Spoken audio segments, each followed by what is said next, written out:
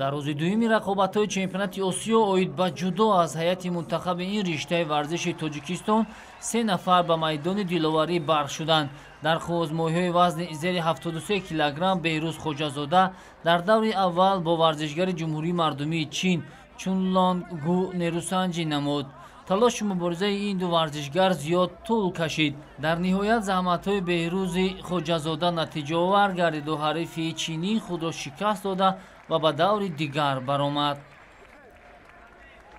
рақобати дуюми худро ин паҳлавони тоҷик дар муқобили мизбони чемпионати Осиё Шамшев Донёр аз кишвари Қазоқистон анҷом дод.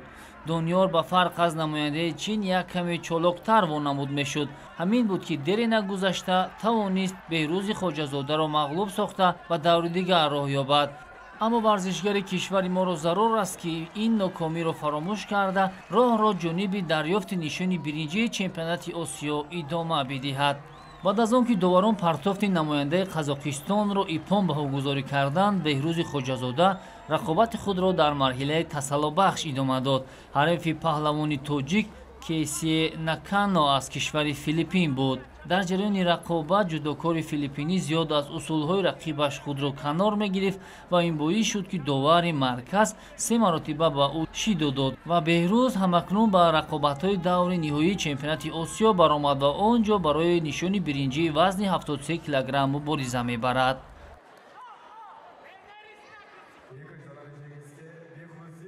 дар рақобат барои ишғоли мақоми сеюми ифтихорӣ дар вазни то 73 килограмм варзишгари Тоҷикистон Беҳрӯзи Хоҷазода бо намояндаи кишвари Ӯзбекистон Обидхон Номонов рақобат намуд. дар ин нерӯсанҷӣ варзишгари кишвари Ӯзбекистон бо як чолокӣ дар бахши кор дар замин муваффақ ба боғӣ кардани рақиб шуду Беҳрӯз таслим гардид ва аз нишони биринҷии чемпионати Осиё маҳрум гардид. дар ин вазн мизбони чемпионати Осиё Шамшаев Донёр бар варзишгари Ӯзбекистон Юлдошев Муроҷон ғалаба намуда қаҳрамони Осиё дар соли 2022 гардид.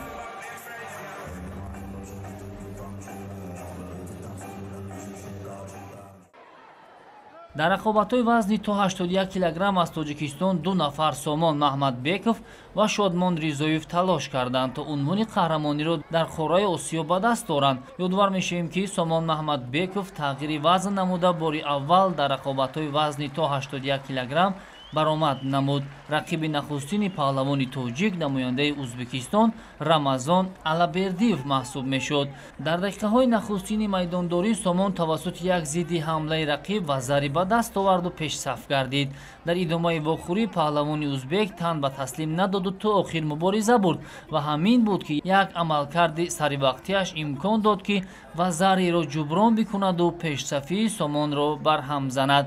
дар вақти асосӣ ғолиб муайян карда нашуд ва кор ба вақти тиллоӣ кашида шуд.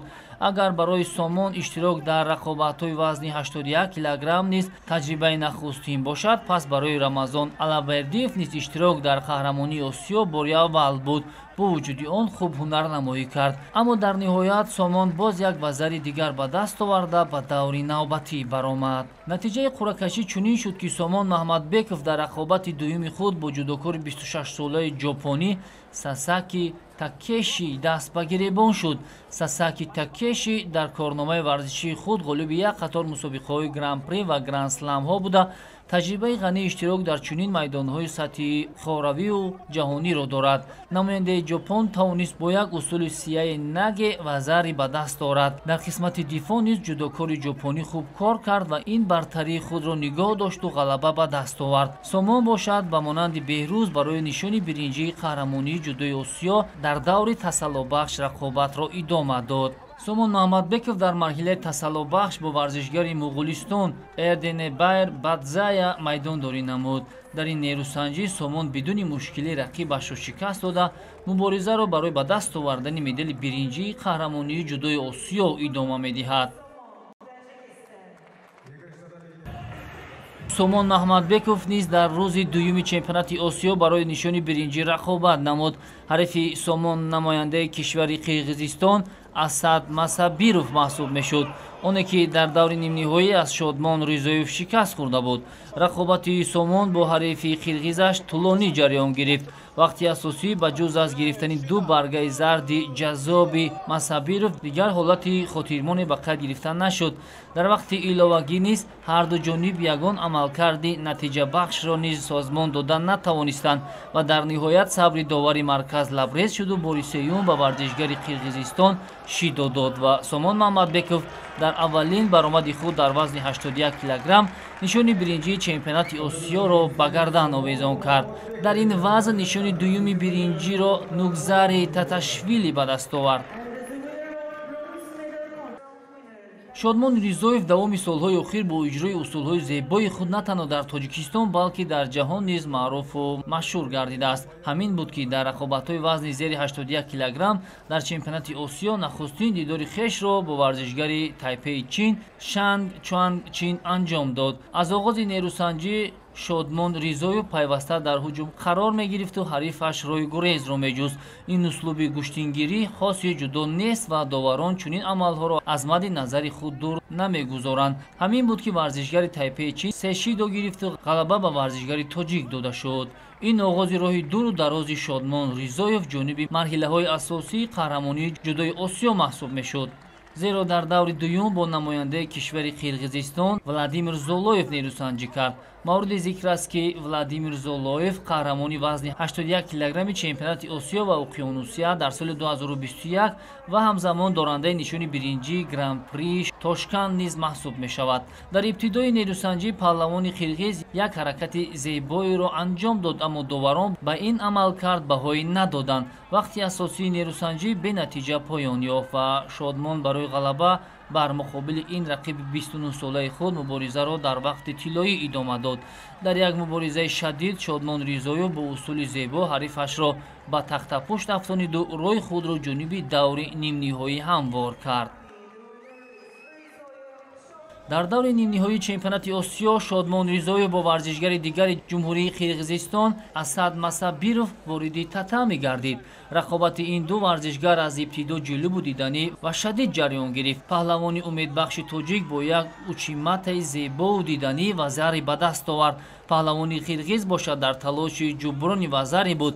ҳамин буд ки бо гузашти вақт ӯ бештар дар ҳуҷум қарор мегирифт ки Шодмон аз зидди ҳамлаи рақибаш истифода намуда бештар аз як дақиқа мондан то анҷоми вақти асосии нерӯсанҷӣ вазари дуюмро ба даст оварда бори аввал дар корномаи варзишии худ ба марҳилаи ниҳоии чемпионати Осиё миёни калонсолон роҳ хат пайдо намуд. бояд гуфт ки дар рӯзи дуюми чемпионати Осиё оид ба ҷудо Шодмон Ризоев барои нишони тилло ва беҳрӯз бо Сомон бошад. барои медалҳои биринҷии мусобиқаи мазкур муборизаро дар марҳилаи ниҳоӣ идома медиҳанд. дар финали вазни 81 килограмм паҳлавони тоҷик Шодмон Ризоев бо варзишгари ҷопонӣ Сасаки Такеши рақобат намуд. дар ин нерӯсанҷии муҳиму тақдирсоз камтаҷрибагии Шодмони далеру нотарс эҳсос гардид. бо вуҷуди он ки ҷудокори тоҷик дар ҳуҷум қарор дошт, аммо асосгузорони риштаи ҷудо хуб медонанд ки бар муқобили рақиб аз кадом шева кор бигиранд. ҳаминак Шодмон Ризоев рақобати худро дар финали чемпионати Осиё бохт. یادآور میشیم که ورزشکاران تاجیک در روز دوم چمپیونات آسیا با گرفتن دو نشان، یک نقره و یک برنجی قناعت کردند.